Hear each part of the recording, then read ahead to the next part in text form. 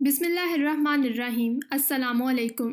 Welcome to Libra story. अगर आप मेरे चैनल पर नए हैं तो लिब्रा स्टोरी को सब्सक्राइब करके बेल नोटिफिकेशन ऑन करें ताकि आपको मिलती रहें तमाम वीडियो अपडेट्स।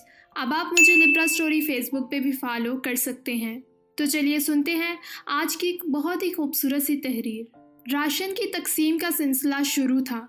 जैसे ही एक पुराने मकान पे नज़र पड़ी, इसका दरवाज़ा खटखटाना चाहा ही था कि साथ में आए मोहल्ले के एक फ़र्द ने मुझे मना कर दिया।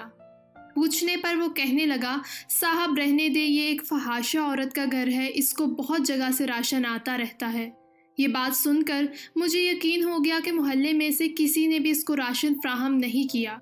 जैसे तैसे मैंने इससे बहस करके दरवाजे पर दस्तक दी। अंदर से धीमी सी आवाज़ आई, कौन? मैंने बताया कि राशन सप्लाई कर रहे हैं, आप लेना पसंद करेंगी? तो इंतहाई गमगीन आवाज़ आई कि आप वापस चले जाएं।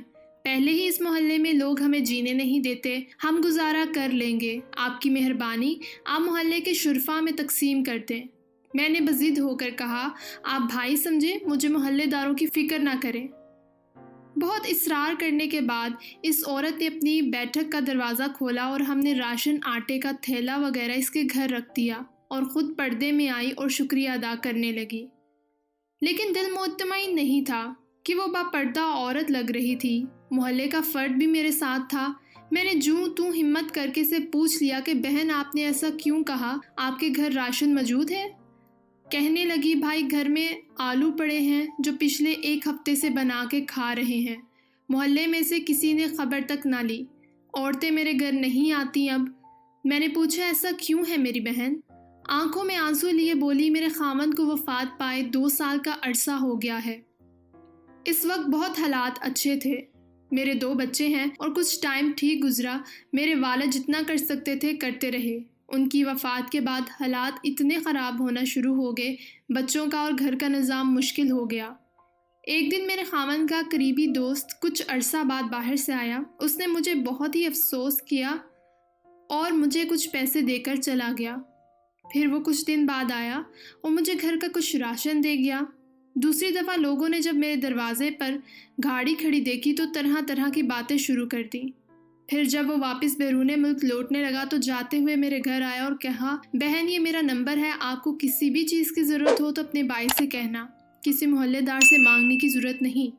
जब वो बाहर निकला तो मोहल्ले के लोगों ने उसे पकड़कर मारना शुरू कर दिया। तुमने हमारे मोहल्ले में गंद मचाया हुआ है। ये सुनकर मैंने चीखना शुरू कर दिया कि तुम लोगों मेरा ख्याल तक ना पूछा, और अगर कोई भाई बनकर मेरा ख्याल कर रहा है तो तुम इसे मार रहे हो। शर्म से मेरी जान निकले जा रही थी कि इतनी हमदर्दी का ये सिला मिला उसे। वो इसको समझाता रहा कि मेरी बहनों जैसी है, लेकिन मोहल्ले के लोगों को जैसे एक तमाशा मिला था लगाने को। खैर वो जान छुड़ा के वहाँ से चला गया। कुछ अरसा तक मुझे अगर कभी ज़रूरत होती तो मैं कॉल कर देती शर्मसार होकर उनको, और वो मुझे बैंक में पैसे हस्बे ज़रूरत भेज देते। पिछले 2 माह से उनको कॉल नहीं की, और फिर ये वायरस का मसला तो सुना ही है कि इस मुल्क के हालात ज़्यादा ख़राब हैं। दोबारा ना मेरी हिम्मत हुई कभी उनको कॉल करने की। बेवा समझकर अगर कोई मेरी मदद करना भी चाहे तो मोहल्ले वाले मुझे गलीज़ नज़रों से देखते हैं, और मोहल्ले में इतने शुरफा हैं कि हर कोई गुजरते हुए मेरे दरवाजे पे झांक कर जाता है। बाहर जाते हुए मुझे घूरते हुए जाते हैं। अपनी औरतों को मेरे घर नहीं आने देते। ये वायरस तो बहाना रखा है अल्लाह ने हमें राशन भेजने का, वरना ज़रूरत का सामान बिल्कुल ख़त्म होने को है। कुछ दिनों से इस भाई को कॉल मिलाने का सोचा, लेकिन ज़मीर ने गवारा ना किया। सोचा कि पता नहीं इनके हालात कैसे होंगे। मेरे बच्चे को भी अब महसूस होना शुरू हो गया है कि मोहल्ले में हमारी माँ को लोग किस नज़र से देखते हैं। हमारे प्यारे नबी सल्लल्लाहु अलैहि वसल्लम तो दुश्मनों की बेटियों के सरों पर चादर रखा करते थे।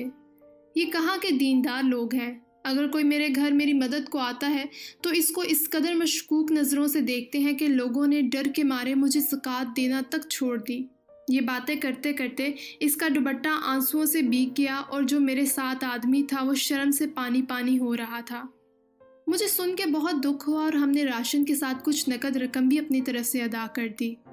जो शख्स मेरे साथ था वो बिल्कुल बाहर निकलकर कुछ बोलने ही वाला था कि मुझसे रहा ना गया, और इसके बोलने से पहले ही शुरू हो गया कि रोज़े क़यामत तुम लोगों के इस राशन को अल्लाह कैसे कबूल करेगा, जबकि तुम्हें मोहल्ले में रहने वाली इन लोगों की खबर ही नहीं।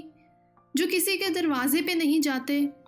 कोई ऐसा है, ये अल्लाह और उसके दरमियान का मामला है। आंखों देखा भी बाज़ दफ़ा सच नहीं होता। इसकी खामोशी और नम आंखों ने कुछ न बोला।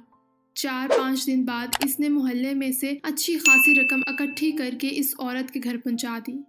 बेशक अल्लाह ही जानता है सबके दिलों के हाल। हम करैक्टर को छोड़कर ये तक सोचकर कुछ नहीं देते कि ये वहाबी है, ये सुन्नी है, ये शिया है। अगर आपको मेरी आज की कहानी पसंद आई हो तो अपने प्यारों से ज़रूर शेयर करिएगा। शुक्रिया।